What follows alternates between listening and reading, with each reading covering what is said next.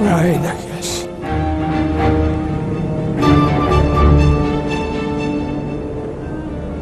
I prayed for them.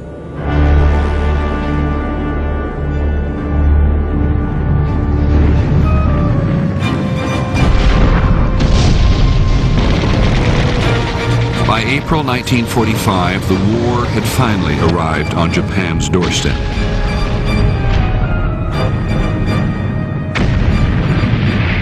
Okinawa, only 340 miles from the Japanese mainland.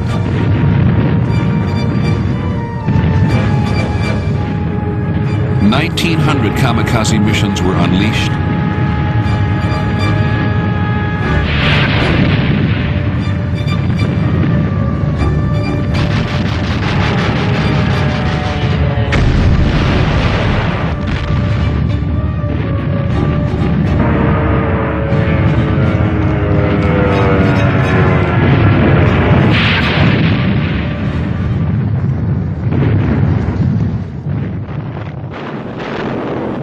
To defend the island, 15-year-old students were used as human landmines. What we did was to carry a small mine on our back, dig a small hole in the field, hide, and when the noise was close enough, we were supposed to jump out and go under one of the caterpillars. The Battle of Okinawa lasted for nearly 3 months.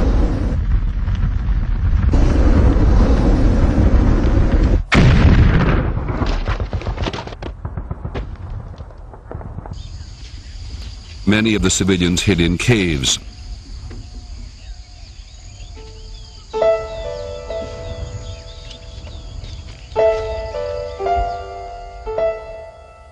Tomiko Higa was 6 years old. She was separated from her family and wandering alone. In one cave, an old couple made her a white flag and urged the child to surrender. I begged them, Grandpa and Grandma, please don't chase me away. I want to die here. She had been told that American soldiers would cut women and children into pieces. When I came out, I saw American soldiers, and one of them was standing there with a black box. I thought right away that they were going to kill me with that thing.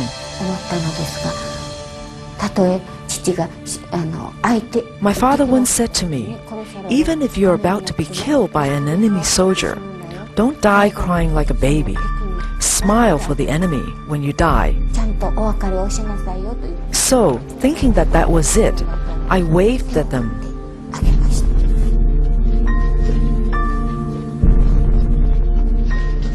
But why does the soldier look so kind when he's about to kill someone?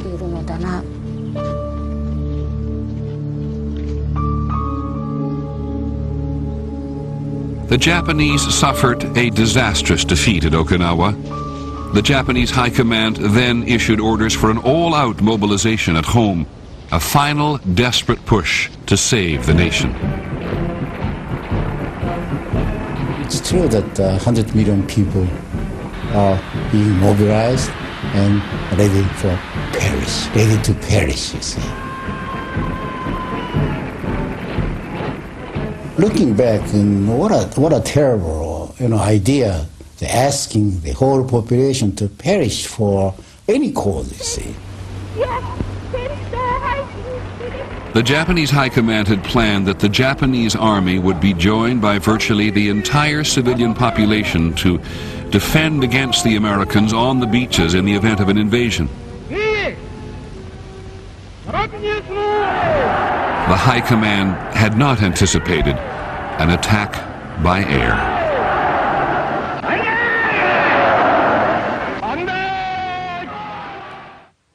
In the course of the Second World War, all the main belligerents, including the United States, bombed civilians deliberately. During the Blitz of 1940 and 41, even as Britain denounced German barbarism, British leaders bombed Germany. At first, Royal Air Force planes bombed German military and industrial targets during daylight.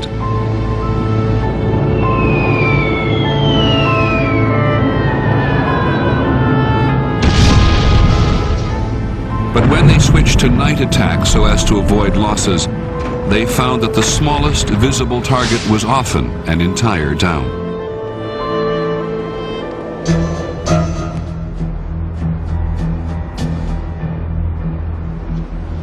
In early 1942, the British Air Ministry instructed RAF Bomber Command to target, quote, the morale of the enemy civil population, unquote. This meant Germany's cities and Germany's civilians. That spring and summer, the Royal Air Force launched what it called 1,000-plane raids against Cologne, Essen, Bremen. Now, the object of tonight's operation is to blot out the town of Bremen. Now to introduce the man behind the 1,000-plane raids, Air Marshal Harris, CNC Bomber Commander. Harris was quite confident that he was going to be able to win the war by using the kinds of methods that some people perhaps felt were not wholly moral because they involved such enormous casualties to civilians. Air Marshal Harris continued to have the support of his government. In July 1943, Royal Air Force planes loaded with high explosive and incendiary bombs took off for Hamburg.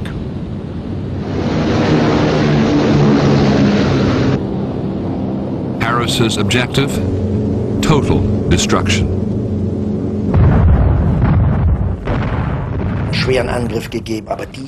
There had been attacks before, but this surpassed everything. You could feel the impact of the bombs kilometers away. The roaring in the air was indescribable. The street where we lived was lined with tall linden trees, and they all bent towards the south. They set a fire which became what is called a firestorm, and huge winds were created of hurricane force so that giant trees were torn by their roots and people were thrown into the fire. Huge convection currents are created by the heat, which intensifies the fire itself, so that temperatures reached 1,000 degrees centigrade, hot enough to melt pots and pans and things like that.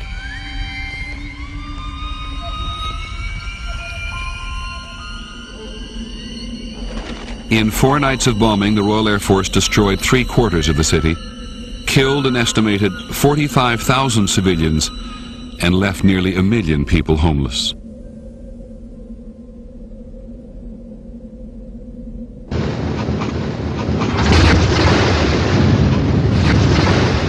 The United States Air Force had helped the RAF in Hamburg, but had bombed only during daylight and targeted only military installations.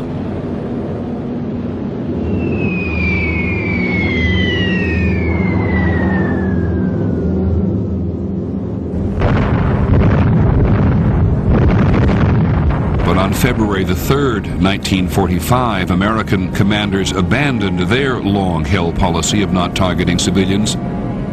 Nearly 1,000 American planes attacked Berlin.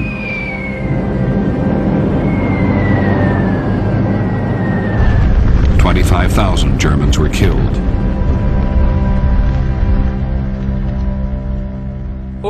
This cruelty against civilians, in order to, as it was said, end the war as quickly as possible, that really was indescribably cruel. We didn't direct our anger at National Socialism, which had put us in this situation, but rather our anger was directed at the British and at the Americans for bringing civilians into the war like this.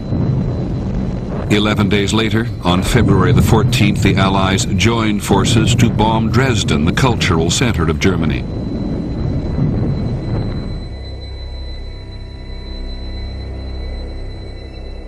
In 2 days and 1 night, they destroyed the heart of the city and left 50,000 people dead. It was a great embarrassment to the people who were responsible. Winston Churchill altered the minutes that he was putting in the record to make it appear that he was less responsible.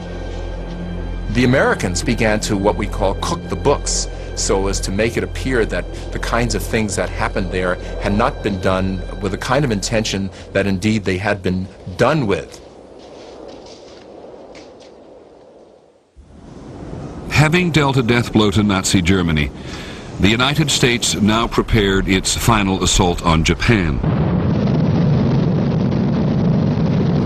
The aerial campaign began with the bombing of factories and military installations. In March 1945, Tokyo itself was selected as a target. We received an astounding briefing that just took everybody by surprise. I remember distinctly that there was a loud, audible gasp that went up from the crew as they realized we were going into over Tokyo at 7,000 feet, not 27,000 feet. This is the most heavily defended city of Japan. We were carefully briefed with the full knowledge that the area to which we were assigned was in the densest part of Tokyo.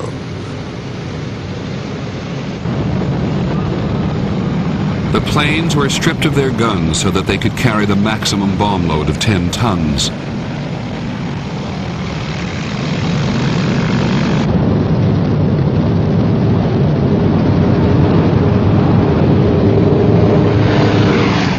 On the evening of March the 9th, 325 super fortresses arrived over the Japanese capital.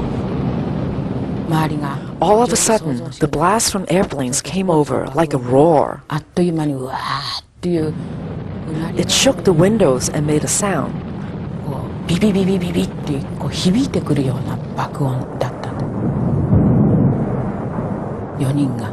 We all ran. From the west came a huge blanket of black smoke.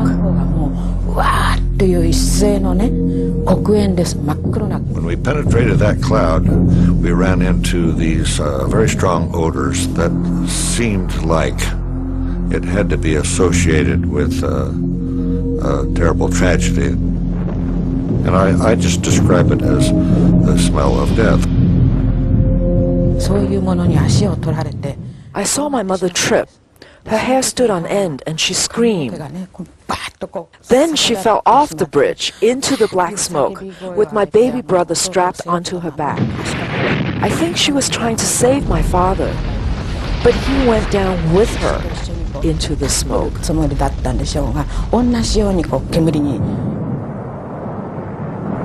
After we dropped our bombs, I could look right down upon the city burning below us.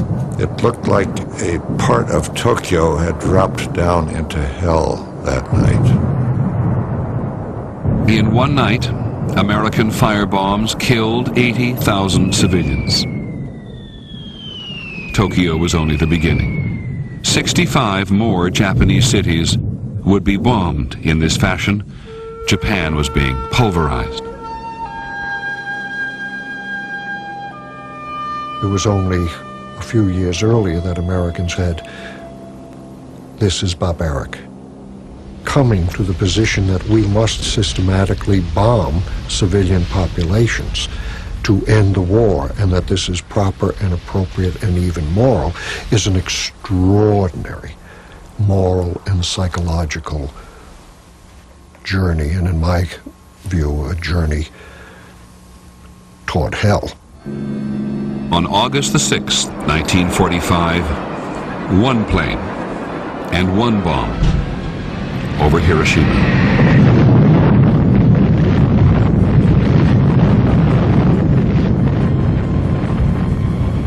The entire town of Hiroshima was burning, and you can see the famous mushroom clouds. I've seen 500, 600 people burn, hurt. Some of them dead. A lot of people floating in the river. Some of them swimming, some of them dead. Our main street was turned into a showcase of human cruelty. If the blast hits you directly,